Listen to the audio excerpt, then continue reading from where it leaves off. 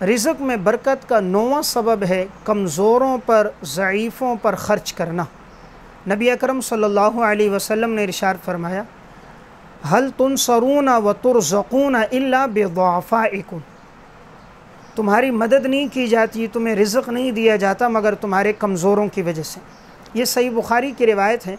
यानी इंसान अगर ये चाहे कि अल्लाह उसकी मदद करे, अल्लाह उसके रिज़्क़ में बरकतें अता फ़रमाए, उसे चाहिए कमज़ोरों के साथ, नादारों के साथ, गरीबों के साथ ताउन करे। तो रिज़्क़ में बरकत का एक सबब मुस्तहिक़ीन के साथ ताउन करना है। तो अल्लाह ताला ने अगर वुसअत दी हो, इंसान अपने रिज़्क़ में से कुछ ना कुछ माल का हिस्सा गरीबों के लिए ज़रूर निकाले, बेकस मजबूरों के लिए, बेवाओं के लिए, यतीमों के लिए निकाले, उससे रिज़्क़ कम नहीं होगा। हर आने वाले दिन में आप देखेंगे आपके रिज़्क़ में वुसअत हो जाएगी, रिज़्क़ बढ़ता रहेगा।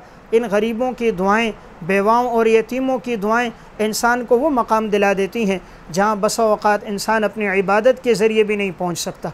इसलिए अपने माल का एक हिस्सा इनके लिए रखें, फिर हर आने वाले दिन में आप अपनी बरकतों को सामने रखेंगे। हज़रात सलफ़ का भी ये एहतमाम रहा, वो अपने माल का एक हिस्सा गरीबों के लिए रखा करते थे। इसलिए जो चाहे रिज़्क़ में बरकत हो, 2.5% तो अल्लाह ने हम पर मुक़र्रर किया है ज़कात, लाख रुपए में 2,500, हम कोशिश करें 10% रखें। अपने माल में से 10% हिस्सा अल्लाह के नाम पर हो, उस अल्लाह के नाम का हिस्सा मसाजिद, मदारिस, गरीबों, यतीमों, बेवाओं, मिस्कीनों पे ख़र्च हो। फिर आप देखेंगे हर आने वाले दिन में अल्लाह माल में कितनी वुसअत अता फ़रमाएगा।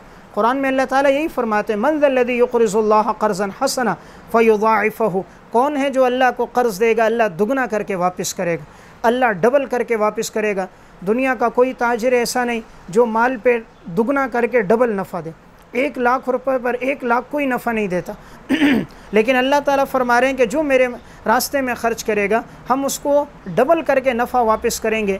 दुनिया का ताजिर अपने वादे से मुकर सकता है, खालिक कायनात अपने वादे से नहीं मुकरता, और अल्लाह उससे बेहतर बदला देता है इंसान को दुनिया में भी आखिरत में भी। इसलिए इंसान अल्लाह को जब कर्ज़ देता है, अल्लाह के रास्ते में ख़र्च करता है, माल कम नहीं होता, बढ़ता है। इसलिए अपने माल का एक हिस्सा गरीबों, यतीमों, मिस्कीनों के लिए रखें।